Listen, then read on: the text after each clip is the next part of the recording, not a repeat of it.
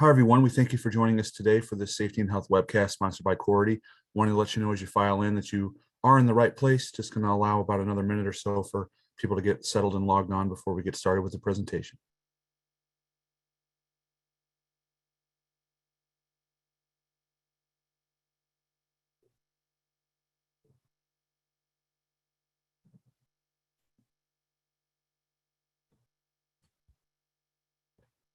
Hello again and welcome everyone. I want to let you know that you are in the right place for the Safety and Health webinar sponsored by Cority. Just going to allow another 30 seconds or so for everyone to get settled before we get going. Again, we appreciate you joining us today.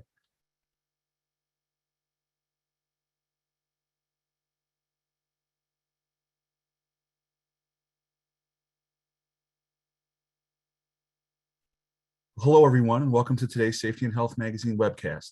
Make it about them. How to make your risk management process more employee-centric, sponsored by Cority. My name is Kevin Drewley. I'm an associate editor with Safety and Health Magazine and will be moderating today's session. Thanks for joining us. We hope you all are safe and well. In a few minutes, we'll start a presentation, but first, let's review some preliminary items. The views of today's speakers and organizations are their own and may not necessarily reflect those of the National Safety Council or Safety and Health Magazine. Any mention of a commercial enterprise, product, or publication does not necessarily mean the council or magazine endorses those items. At the end of today's webcast, we'll conduct a question and answer session. To ask a question, simply click the Q&A button at the bottom of your screen, type your question, and click the send button. Feel free to ask your question at any time during the presentation. You don't have to wait for the question and answer session to begin. We'll try to answer as many questions as possible, but because of the large number of participants today, we might not get to every question. Any unanswered questions will be forwarded along to today's speaker. At the end of the webcast, you'll be asked to complete a brief evaluation survey. I'll let you know more about that after the presentation. This webcast will be archived, so you can access it after today's live event. To view this webcast and all of our past webcasts, please visit safetyandhealthmagazine.com/events. With that, let's go ahead and get started. Our speaker today is Sean Baldry, Senior Product Marketing Manager at Cority. Sean supports the organization's health and safety solutions. He has worked in the occupational health and safety field for nearly 2 decades with leading global corporations in the construction, mining, automotive, and manufacturing sectors. He also is a Canadian registered safety professional. Again, we thank you all for tuning into this presentation. Sean, whenever you're ready, go ahead and take it away. Great, thanks a lot, Kevin, and good morning, good afternoon, everyone. Really glad you could join today, and I hope everyone is staying safe and healthy. So I'd like to kick things off by asking everyone to imagine that you're visiting relatives out of town for the holidays. Maybe it's Thanksgiving or Christmas. And as you sit down to dinner, you look out the window and you notice that it started snowing. And as dinner progresses, you notice that the snow is coming down a little bit harder. And a relative turns to you and mentions that you should probably consider spending the night, but you're not so sure. You have a couple things to do, a few errands to run the next day, but your relative insists.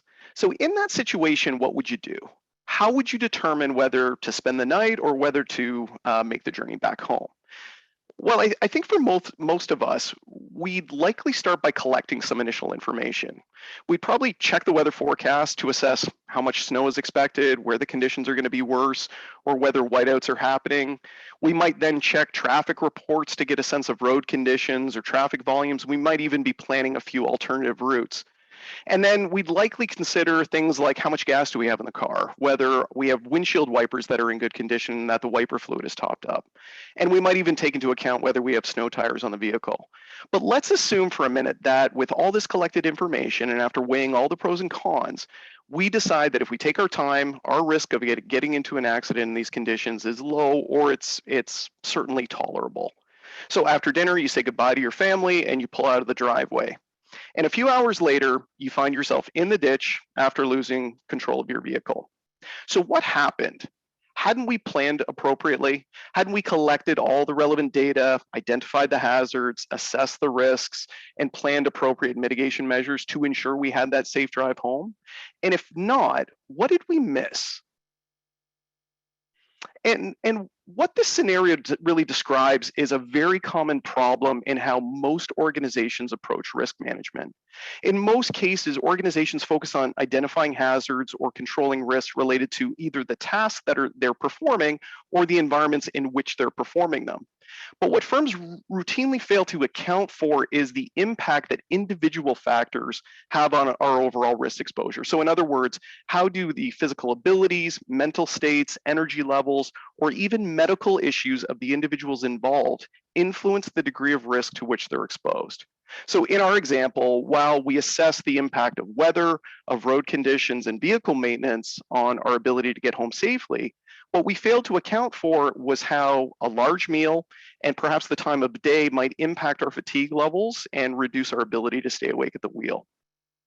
And yet, if we could introduce these individual factors into how organizations regularly approach risk management, we'd be more likely to be able to create a much more intimate, relevant, and accurate view of risk for every employee, which ultimately contributes to better risk management and better overall EHS performance. And that's really what I want to talk about today. So over the next 45 minutes, I'd like to explore how organizations can integrate this concept of individual factors more directly and purposefully into their existing risk management processes, and really to describe the inherent value that doing so can bring to your business's safety performance. And to do so, we'll break the conversation down into a few parts. So firstly, we'll take a quick look back in time to help us understand where the idea of individual factors came from.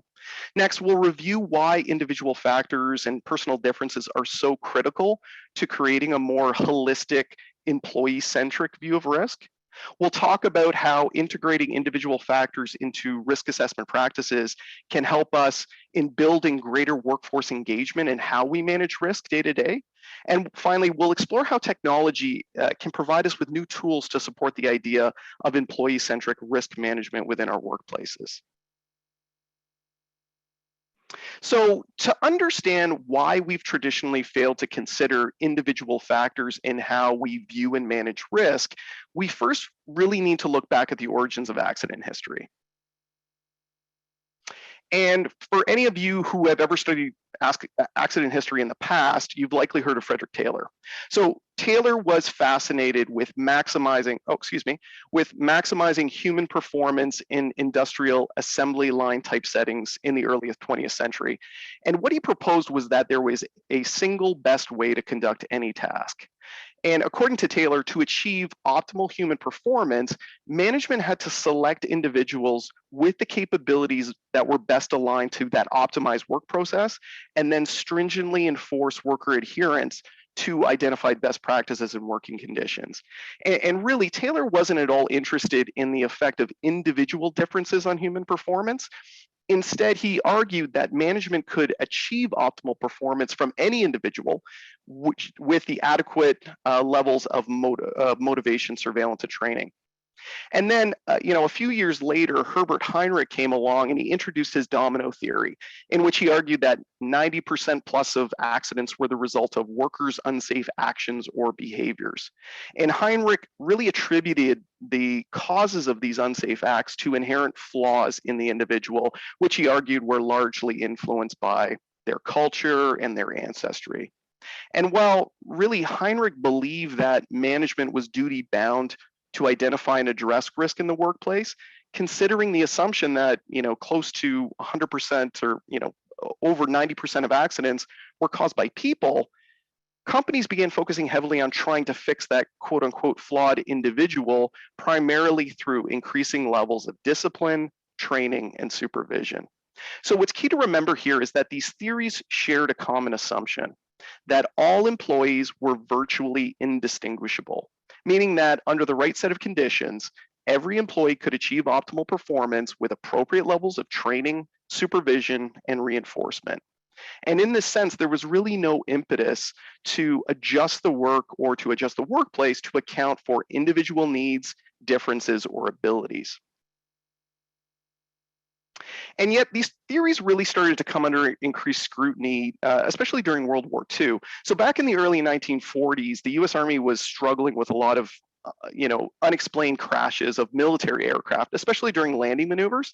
And initially, the Army thought that the crashes were simply the result of pilot error. And unsurprisingly, they started to apply standard interventions at the time, namely training and discipline, to prevent further accidents. But those didn't work.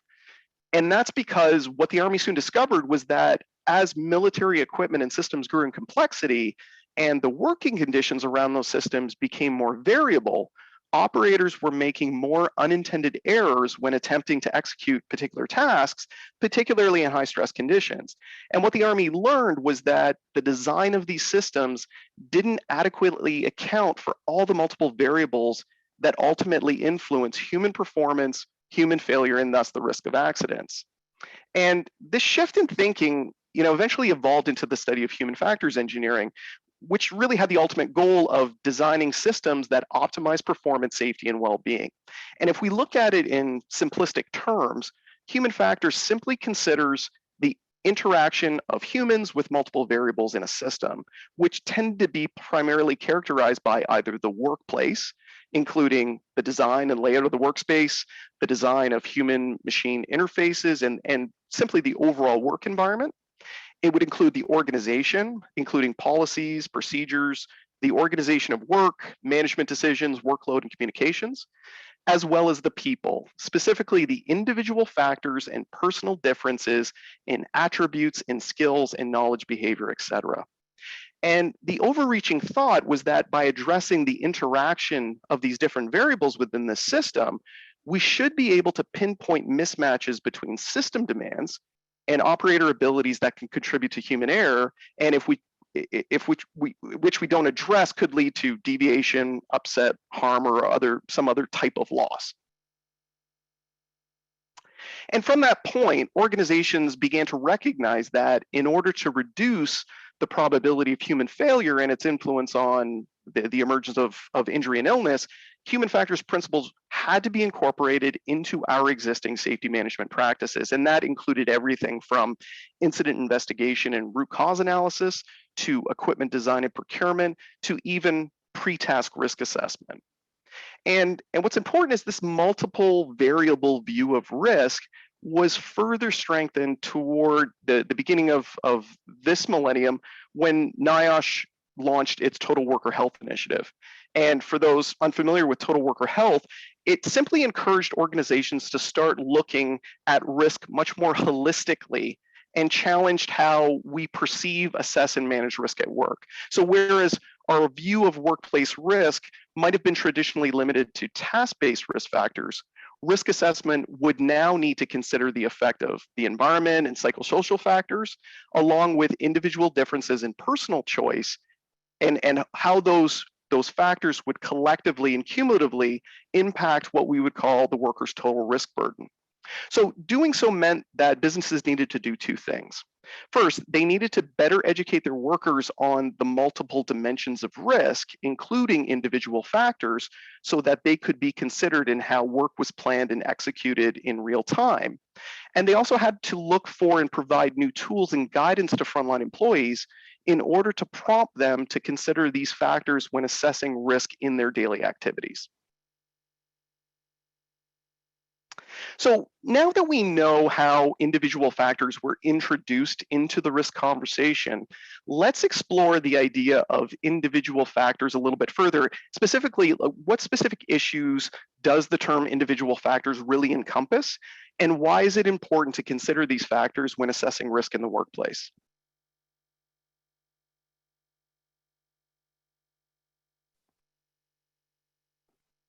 So individual factors can be both strengths and weaknesses depending on the demands of a specific task. So if we want to protect people at work, we need to first raise their awareness of how these individual differences can impact their safety performance and by that nature, their risk susceptibility.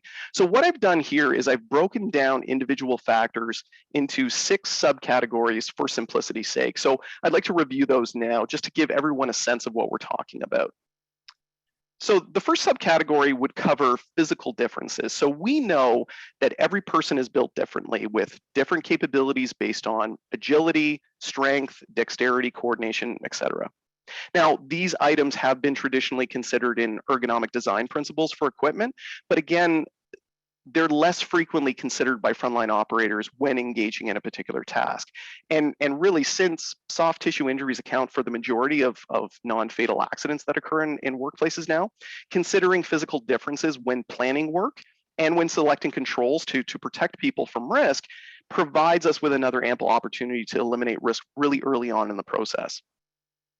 After physical differences comes mental differences. Individual workers can, as we all know, greatly differ in their mental and cognitive capabilities, which in turn can impact their risk exposure. This is everything from memory to cognition to language to literacy, etc. Mental capabilities, including language and processing speed, those are especially important when we're considering safety critical tasks or activities that have very high risk and very low recoverability, when operators need to be able to follow procedures closely and execute tasks correctly in a given sequence. And really, failure to account for these mental challenges could place an operator at undue risk. And this is particularly important when we consider how much more multicultural and multilinguistic our workplaces have become over time. Our next consideration or subcategory concerns age. We know that workforce demographics, particularly in Western countries, have significantly changed over the past 2 decades. And with gains in life expectancy, not least of which it concerns retirement laws and retirement age, older adults are remaining in the workforce longer than in years past, and research has shown that older employees, on average, are at both increased risk of injury and also experience longer recovery times post-injury than their younger counterparts. So, to effectively reduce the risk of harm, age-related factors should be considered in how work is organized, how it's planned, and how it's executed, including things like cycle times or work rest cycles, things of that nature. After age, we should be considering gender.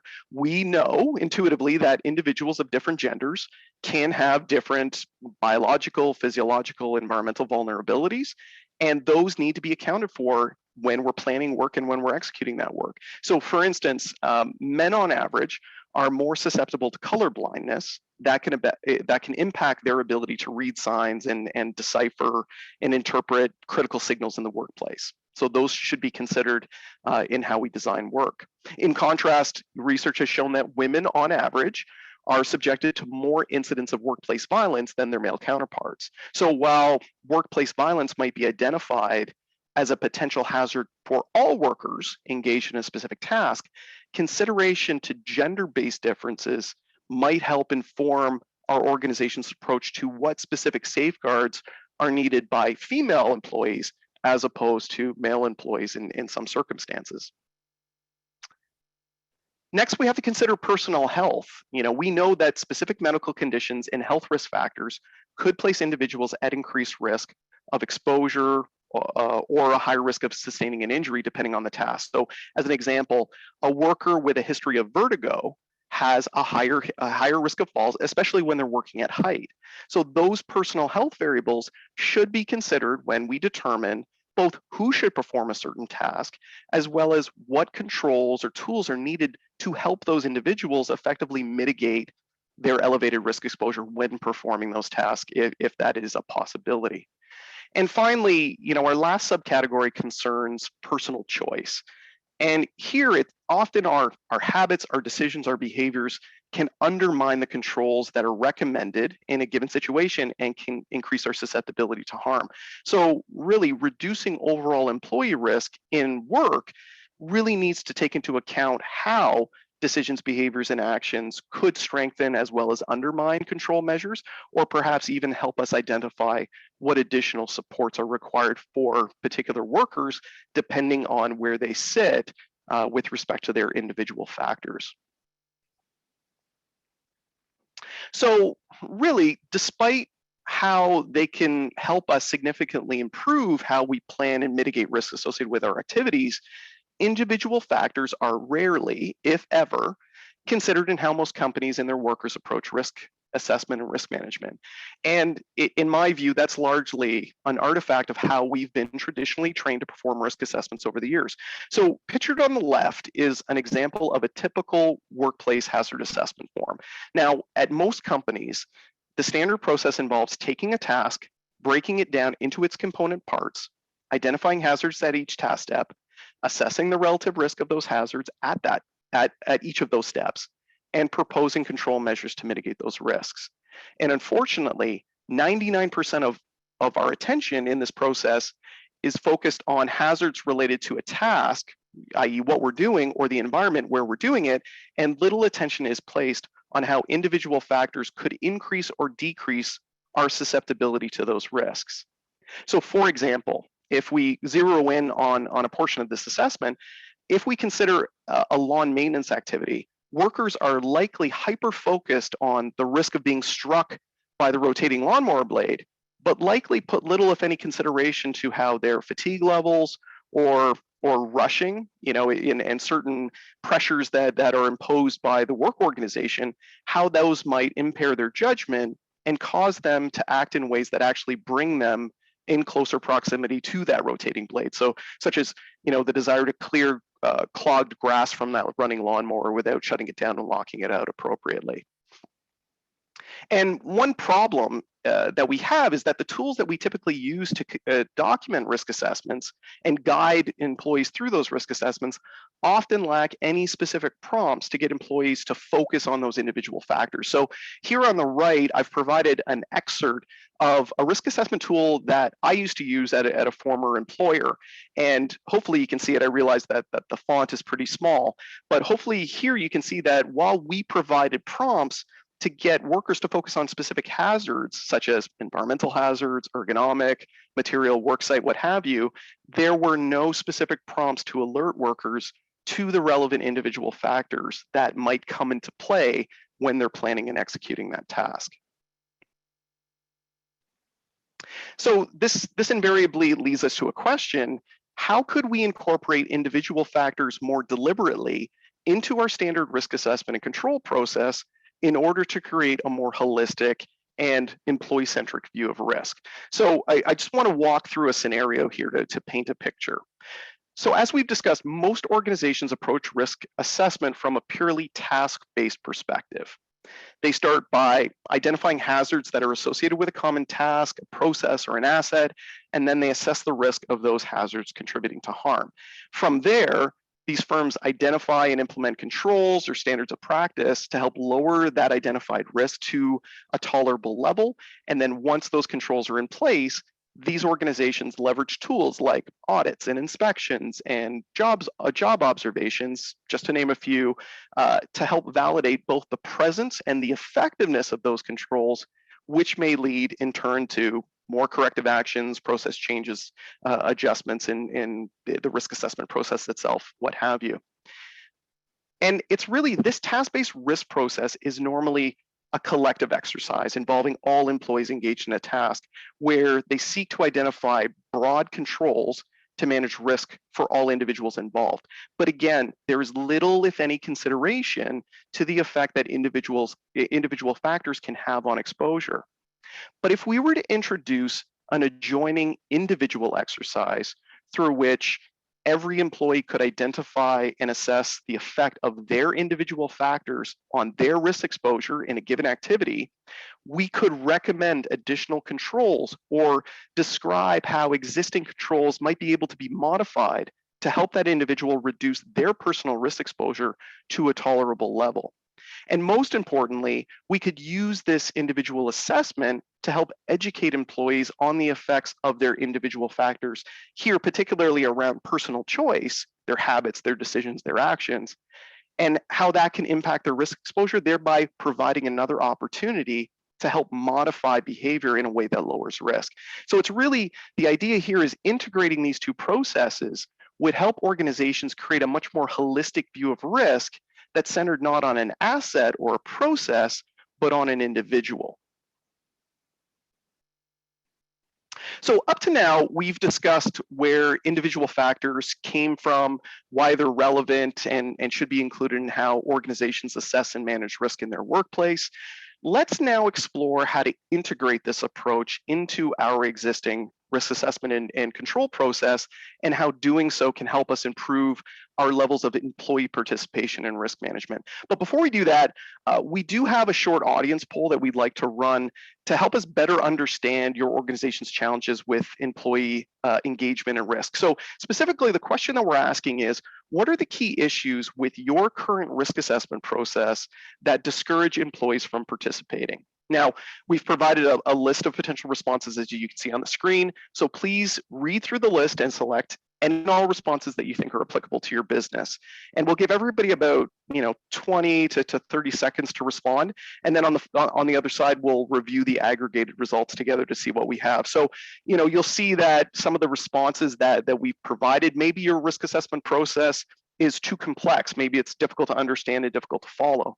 Maybe it's just too long and too bureaucratic. It's just too paperwork heavy, and that pushes people away.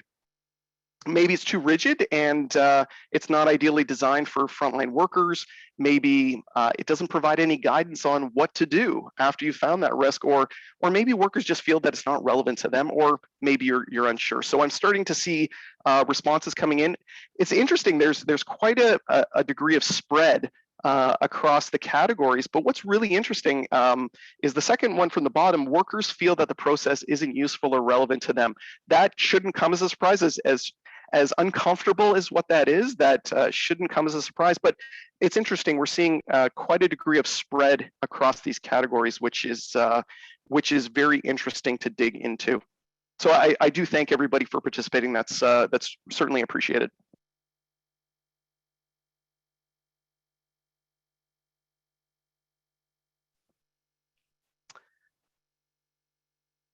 So let's dig a little bit further into some of these reasons. Some of the reasons that are frequently cited as why employees often decline to participate in risk management. And what I'll caution here is this is not an exhaustive list, so please don't consider it as such. So one of the most common complaints from frontline employees is that risk management processes are overly bureaucratic. They're paperwork producing CYA exercises that are really more concerned from their perspective at creating a paper trail for auditing, or maybe protecting the company from legal liability, than actually helping employees effectively manage risk in their work. And as a result, employees tend to see this as really a tick the box exercise that does little to increase their risk awareness, and certainly doesn't give them any sort of insight into how to mitigate the risks that they do identify. Next, in some cases, organizations require that employees review a standard risk assessment that's been previously developed by a quote unquote expert before undertaking a particular task. These are kind of those standard predetermined job hazard analyses and things like that. Unfortunately, employees often find these tools of limited value, specifically because they're designed around that idealized version of the task. And we all know that idealized version rarely, if ever, happens. That standard process doesn't take into account the variability between that idealized scenario and the circumstances to which the workers are actually exposed when that work is done. And as a result, employees tend to give these risk management tools pretty minimal consideration, and the tools really do little to engage workers in thinking about how to effectively mitigate risk as it's presented to them. At times, organizations simply err because they make the process too complex. We use big words, we use complex principles, methodologies, frameworks. We give out complicated risk calculations that really do little to help that individual on the front line understand what they're dealing with.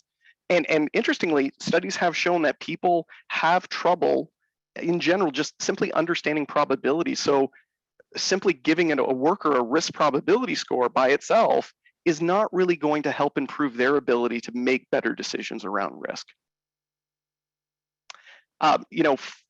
Next we have this idea of it not being useful. We've mentioned it many times, but one of the most common issues with risk management processes is that they're overly focused on helping individuals identify hazards and in some cases quantify risk scores, but they really offer little assistance or guidance on what to actually do to control or eliminate that hazard once we've identified it. And in this case, workers might understand what hazards they're exposed to, but they're often left really ill-equipped on what to do to deal with it. And lastly, and certainly this was reflected in the poll that we just ran, one of the biggest barriers in getting workers to be more engaged in risk management is that the workers simply believe that the risk information that they're getting from the process isn't meaningful. It doesn't speak to their unique experiences, their challenges, their exposures, their needs in assessments, all those individual factors that we've been talking about. And therefore, it's perceived as really offering little value. And since most organizations approach risk management from that task perspective, many workers fail to see how the process and its outputs are really relevant to them.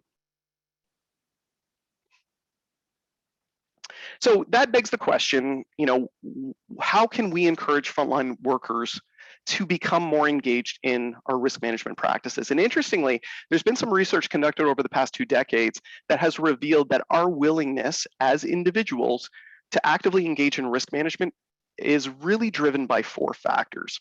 So to start, the first thing that we need to do is acknowledge that people are generally more concerned on a day-to-day basis about doing their job well than being consciously aware of the risk to which they're exposed while they're doing that job, right?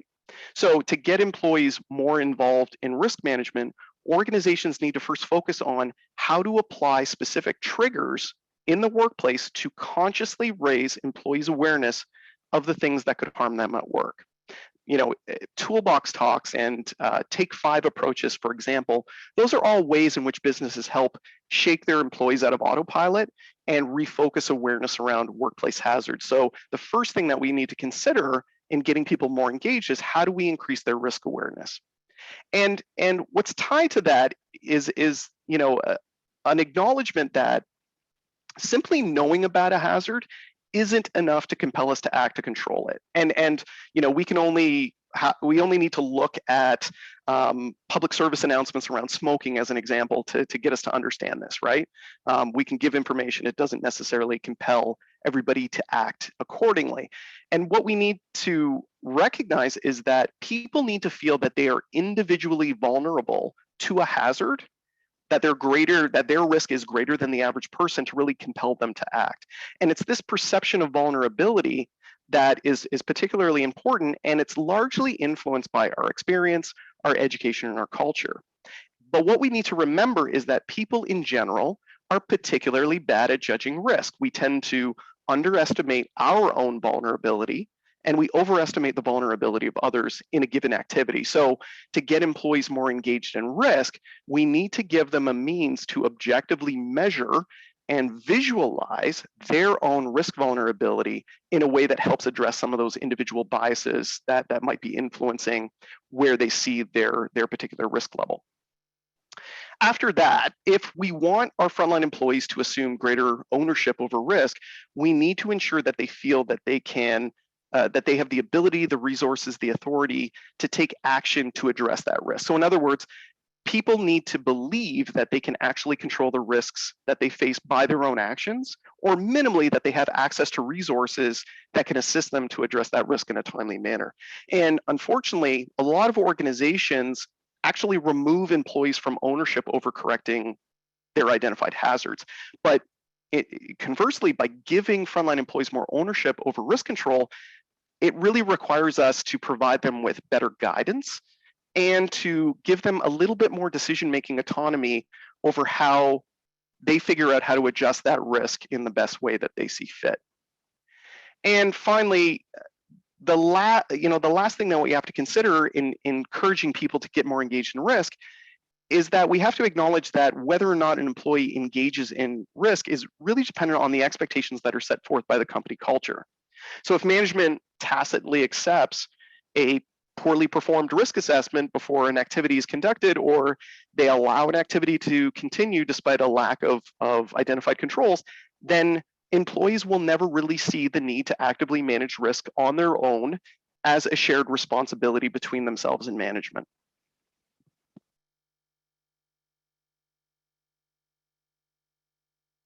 So that really brings us to this last section. And in this last section, I'd like to talk about how we can bring all of these ideas together to create a more employee-centric approach to risk management. So specifically, how can we integrate individual factors more deliberately in how we assess and manage risk in our work? How can we design our process to encourage more employee engagement and employee ownership in risk identification, assessment, and control? And how can we leverage technology, if possible, to provide workers with the tools that they need to visualize and manage those risks in the field in real time? So what we're illustrating here is simply a potential model for introducing an employee-centric risk approach to your business. And certainly it's not the only model that could exist, but it's just something that we've been working on here at Cority for some time. So the model consists of 4 steps. Step number 1 concerns individual factors. So the first thing that we have to consider is businesses would create or need to create their employee-centric risk process by first identifying the individual factors that are applicable to their workforce. So, we need to acknowledge that the factors that are selected and pulled together into an inventory of factors, for lack of a better term, will be unique to every workplace. So those businesses would need to have the capabilities of picking through a list and selecting the individual factors that are most applicable to them. Each individual factor would include a variation or several variations around an ideal that would either increase or decrease an individual's risk exposure if selected. So as an example, let's assume that respirators are recommended for a task. Individual factors including gender differences, so with respect to the sizes of available equipment, will those sizes fit all the genders within the workplace? Underlying health conditions, whether individuals have asthma or some COPD or some other respiratory related health issue, and how individuals normally wear that equipment would all be relevant as individual factors to include in that inventory if respiratory equipment is something that's of interest to you. The next step involves, after we built those inventories, involves employee self-assessment. So really building urgency to act on risk, as we know, requires that individuals understand their personal vulnerability. And in this respect, once that inventory of individual factors is created, we can develop tools with which we can allow employees to assess themselves against specific individual factors to help them create their own individual risk profile. And by associating risk scores to those factors, employees would be able to see exactly what individual factors have a more significant influence on their overall risk exposure. Is there a particular factor like a physical issue, a learning issue, an age-related issue that has a higher significance or a higher influence on their exposure relative to somebody else?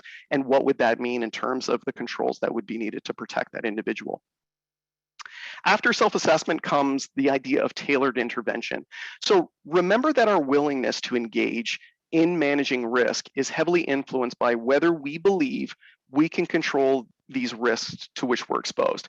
Tailored intervention, or that tailored intervention step, is really about empowering the frontline employee to identify and resolve risks on their own by providing them with access to resources that will help guide them on what to do to manage those identified problems. So this is really where we're getting into that idea of prescription, right? Where we're not only identifying risk, but we're providing insights to the individuals in real time to say, now that you know that you're facing this issue, what can you do about it? And where, the other thing that we have to consider is where the issue is too complex for that individual to resolve, we need to be able to provide a means for that individual to request assistance from one of the organization's EHS experts if those individuals can help them deal with the problems that they're facing. And really the last step in this process really concerns continuous improvement. Any employee-centric risk program should track specific metrics to help us evaluate its effectiveness, as well as to identify successes, best practices, lessons learned, and make sure that those can be shared broadly through the organization. And that information can also provide the business with insight on potentially what kind of strategic investments are needed in certain areas to help identify broader issues, as well as where can we apply specific training and resources at an individual level to really help individual employees better manage their individual risk profile.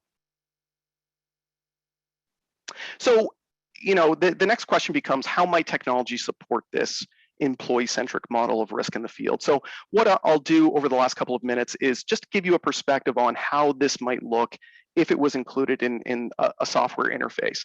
So as mentioned, the organization would its first step would be to create that inventory of applicable individual factors or sub-factors relevant to its workforce and relevant to its operations. And once those inventories are defined, the organization would incorporate these factors into one or more assessment tools that employees would be able to access, possibly through a mobile app, through a mobile device, so they can access these tools wherever they are. And what I've provided here is just an example of how that might look to an end user, somebody at the front line. So each question that we ask through an assessment module or a questionnaire would be associated or could be associated with a particular individual factor where the employee would select the option that's most applicable to them. And each option would have an associated risk multiplier based on how much the option varies from the ideal. And really the rule here is more variation means more risk. So as an example, I'm showing a question that relates to how you would wear a mask or a respirator. Obviously, wearing it correctly, we might say that has zero risk associated with it. But how we remove that mask or wear it perhaps under the nose or under the chin, we might apply different risk scores to just kind of give us a relative ranking of, are certain behaviors more risky than others? And by answering these questions, the employees' responses would be aggregated or could be aggregated into an inventory table in the software, which would help create that individual risk profile. So, we could apply a risk score or a risk color, which could be associated with each option selected and then aggregated. And in totality, it's going to give us a picture of one individual's risk profile and how that's unique relative to somebody else. Technology would also give us the opportunity to easily visualize the results of those completed assessments and really allow employees to see in real time how their individual differences either increase or decrease their risk exposure. And I've provided here an example of how an individual risk profile might look in a software interface described on the left here. So in this view, the employee might have an overall individual risk profile, right? And in this case, it's marked as moderate, with each individual risk factor listed underneath. Together those risk factors or those individual factors influence that overall risk profile. And a good interface would ensure that the information is relevant. It must be simple to understand. It must be clear. It must help clearly describe to the individual what is influencing that risk score and most importantly, what they can do about it. And in this example, as I've focused on this idea that we would have these action buttons under each factor, which if the employee were to click on it, perhaps it would give that employee a list of potential recommendations, that they could go through in sequence, and it would give them some sort of guidance or indication of, here's what is influencing that risk score. If you were to take these particular recommendations, it would help lower that score and then reduce your individual risk profile down to a more tolerable level.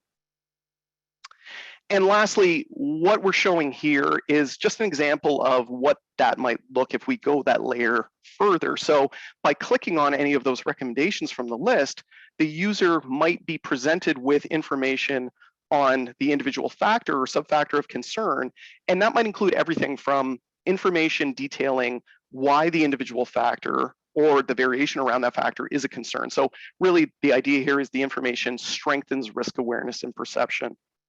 It might provide us with guidance for the employee on how to address the issue, right? We had mentioned earlier that part of the concern that we have in managing risk, or really why and frontline employees believe that a lot of risk assessment and management processes are not relevant or useful to them is it doesn't give them any sort of insight into what do I do with this risk once I found it. And what we can do here is provide some prescribed ideas on here's how you could tackle that issue. And lastly, the user interface might be able to give options, or really it should give options to the employee to be able to update the status of those actions in real time, either indicating that, hey, I'm still working on that issue, I've resolved that issue, or even perhaps maybe the issue exceeds my skill set and I really need some assistance from somebody in the organization to help me resolve it. What's important to note is really what we want is we want those issue resolution guidelines or those recommendations to be customizable, because we know that our workplaces are different. So having one kind of canned way of addressing something is not going to help us, nor is it if we had recommendations that are very generic. That's not particularly going to be helpful. So we want to have that ability to customize those recommendations to make sure it reflects the things that our people are dealing with and kind of the nature of our workplaces. This approach to risk self-assessment not only gives workers more agency and ownership over the risk profile, but it really ensures on the other side that your EHS experts are focused only on the most complex issues. So they're not getting pulled into everything, but they're really getting called to help address the issues that are most complex or highest risk, and really allowing employees to not only identify hazards, but really giving them the ability to address those hazards and building that ownership that we know is needed for better safety culture and better safety performance. So hopefully I've provided a simple example of how technology is being explored and how it could be used to begin to integrate some of these principles of individual factors into how our organizations approach risk management. So in summary, I will acknowledge that we've covered a lot of information today. So if I had to leave you with a couple of points, the 4 points that I'd like to leave you with are these. Individual factors are critical to understand and manage risk within your business. They exist. They are influencing how your people are working and interfacing with risk, and we need to put a little bit more attention to it. I would encourage you guys to look for ways to begin to integrate individual factors into your risk management processes, or even more simply into the conversation of risk in your workplaces. And what we might find is that there's going to be a lot of interesting things coming out of the frontline employees that we might not have considered, but it's actually going to help them perform their work much more efficiently and much more safely.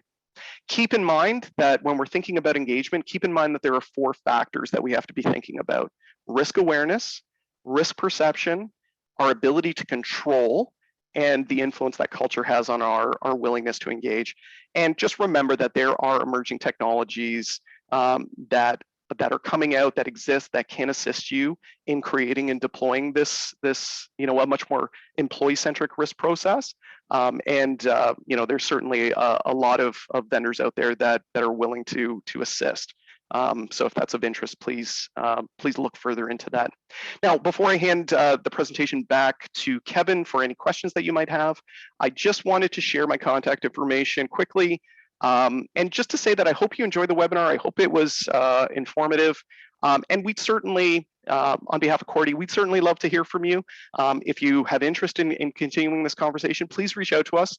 We'd be more than delighted to continue this conversation and really, understand how we can help you build a much more employee-centric view of risk in your business. So with that, I will hand it back to Kevin for questions that might have come up. Well, excellent. Great job, Sean. Thanks for sharing your insights and expertise. Before we do start the Q&A, just want to let everyone know about the evaluation survey that we're asking you to complete. The survey will open in a different screen after this webinar. Your input is very important to us as it helps us improve our future webcasts. As Sean mentioned, we do have some questions in the hopper, but if one has just sprung to mind or something you wanted to ask, simply click that Q&A button at the bottom of your screen. And if we don't get to that question today, all of our unanswered questions will be forwarded along to Sean. So with that, we'll get the Q&A rolling. First one, Sean, what is the best way to differentiate individual factors from HR's definition of discrimination? the attendee writes, I feel like there could be pushback when stating things like this hazard applies more to one gender than the other.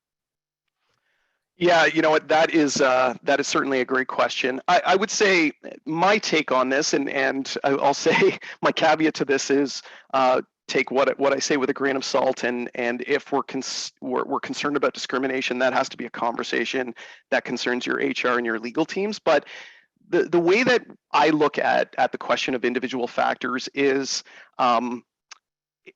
I think one of the things that we have to acknowledge is it requires a degree of trust that's built within the organization, because if there's a concern that you know presenting individual factors is going to provide ammunition, for lack of a better term, that could lead us down a discrimination route, that's something that we have to be mindful of right out of the gate.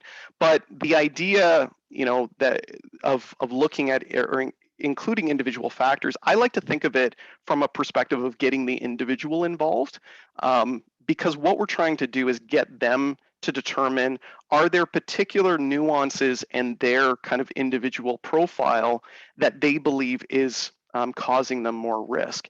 And really the goal here is not to exclude anyone or remove anyone from work or create some sort of material loss, but it's really just to help acknowledge that there are issues that place individuals at higher risk. And it doesn't necessarily have to be very very kind of tenuous arguments. Like one of the examples that I constantly heard in my time in the industry was, we had a lot of female employees that would argue that while we had certain PPE requirements, like hand protection requirements, a lot of the PPE that was actually stocked at the site didn't fit them.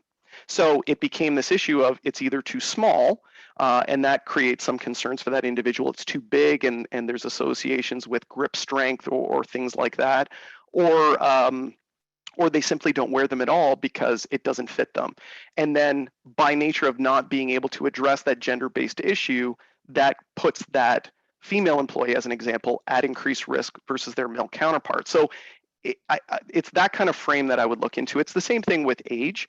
We don't want to create circumstances where we're looking at a situation and saying, well, I'm never going to allow a person of a specific age to perform an activity. It means if we were to have individuals at that age group perform that activity, are we being mindful of, would they need more rest periods? Would we need to alter the design of that work, or add some additional controls that are a little bit unique to that age group versus kind of the generic population that would help control risk? So the way that I always kind of look at it is, if you get the individual to begin to self-assess as a first point, then they're involved in kind of recognizing the issue and being included in the resolution, as opposed to management coming down and kind of labeling people, because that could be construed as a way of discriminating certain individuals over others. Next question, would you be able to share more content from that modified risk assessment template? Yeah, absolutely. I just want to make sure that I understood. So if this is the one that I was showing earlier in the presentation from my past experience, yeah, I'd be more than happy to share that information with you. So if we capture that, individuals, if they're interested, we can fire that off and share it. I'm more than happy to do so. Absolutely, thanks. No, we can document who that was and get you that particular information. Moving on, worker FLHAs are usually just a checkbox exercise, and yet industry and regulators place great weight in them. They're fundamentally useless to the worker in this attendee's experience. How do we fix this? Yeah, that, I can feel the frustration in that question, because I've been there. Yeah, I think, a part of it is, in my experience, part of the frustration behind it is, first of all, it was as I was talking about earlier, is a lot of the workers believe that the field level pre-task risk assessment is not very helpful, because they see it as a barrier to actually getting the job done, right? And I think in some ways, the reason that they feel that way is they have to go through and they have to tick off all these boxes, But my question would be, do they have the resources that are actually needed to address the risks in the way that we know they need to be addressed to contribute to harm? Because I think or that can contribute to harm if we don't control them. And I think the reason behind that is, in my view, like in a lot of ways, you'll check off that risk assessment, and it almost feels from some frontline employees that this is kind of held up as, if something goes wrong, they can go back to it and say, you did not do this, this, or this. So how to address it? That's a great question. I think it starts with being realistic. I think organizations need to be realistic in terms of what they're asking people to do. And then are they really giving people, the frontline employees, the time and the resources to actually control the risks as they should be controlled? Otherwise, we're going through the motions, and we're creating paper, but it's not really helping the frontline employee do what they need to do. So, I unfortunately, that probably didn't answer the question, but for me, it really starts with being realistic on what we're asking people to check off, and are we really helping them control those hazards that they identify. All right. Next one has a little bit of a similar theme as far as someone who finds something maybe not as useful as another. So it asks, how do we tell an auditor inspector that a tool is not that useful? And how do we not get dinged for, quote, not doing what everyone else does, unquote? The questioner says, for most of these auditors, inspectors, documentation like paperwork is just key to staying in compliance. Yeah. You know what? It's a great question. It's one of those things, right, where from a regulator's perspective, they're going in and they're looking for documentation to prove that something exists. Do regulatory inspectors go that level below and really say, does the process that you're actually documenting work? In my experience, a lot of them do not, right? And that's unfortunately a burden that's left on the company. A lot of times, a lot of organizations don't want to go down this route. They feel that it might open them up to a little bit of legal exposure, but in some cases, maybe it's not directly with the exposure, but through an industry association or through a group like the National Safety Council, that we can engage in a conversation, a dialogue with regulatory inspectors to say, we understand what you're looking for from a tick the box, make sure the documentation is there. But as a group, like a group of industries, we're struggling with the effectiveness of that. Can we work together to find that? And I would say one of the benefits from the regulator side is they see a lot. They see a lot of examples of good and bad. That's not to say that they're going to be forthcoming with those recommendations, but I think if we set up the right environment where we can have that dialogue, maybe that will help one organization pick up and leverage a best practice from somewhere else. But it's a great question. Balancing those interests is particularly difficult. What if the end user lies about their behavior? Well, you know what? Again, for me, the way that I would present it to that end user is, who is that? What is that lie? Who is that lie benefiting?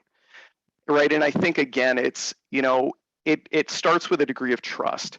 If the end user believes that the information that they're going to disclose in an assessment or a self-assessment is going to be used in a punitive manner, like the management team is going to look at that and go, oh, well, we have a problem with this individual, now we have to rectify it, then they're not going to disclose it. And you're going to get a process where everybody looks great and we don't have any particular issues, whether that be on individual factors or otherwise. So I think it starts with the ability to have that level of trust, and that is not something that's snap your fingers and it will happen. I think it's an arduous process, but I think it starts there.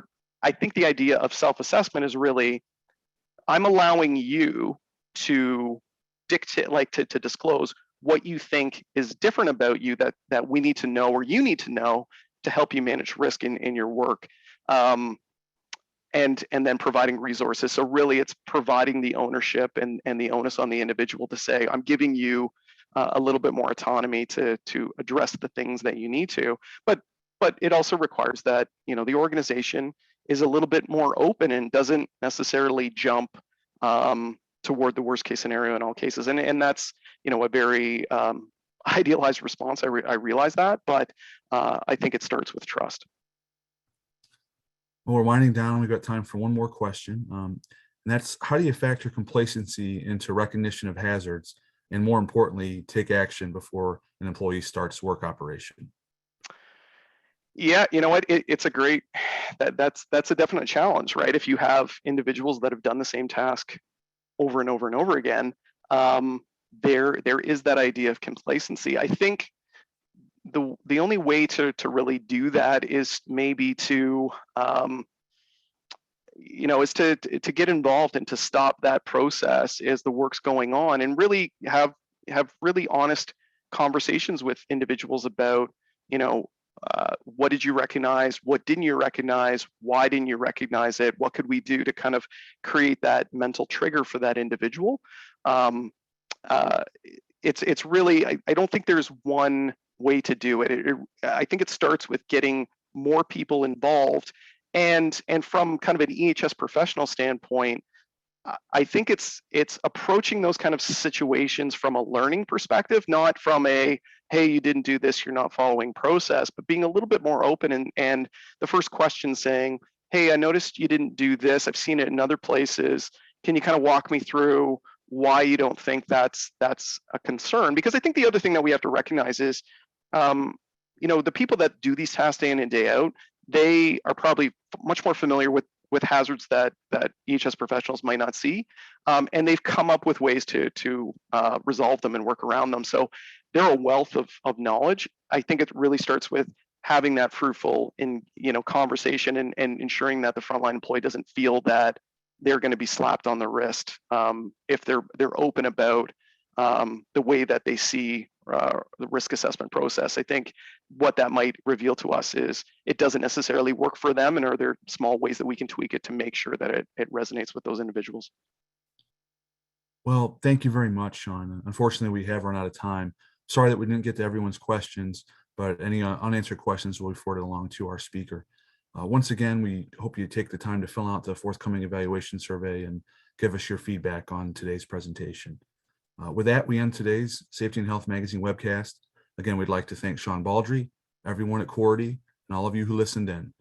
Thanks, and have a great day and a safe holiday weekend.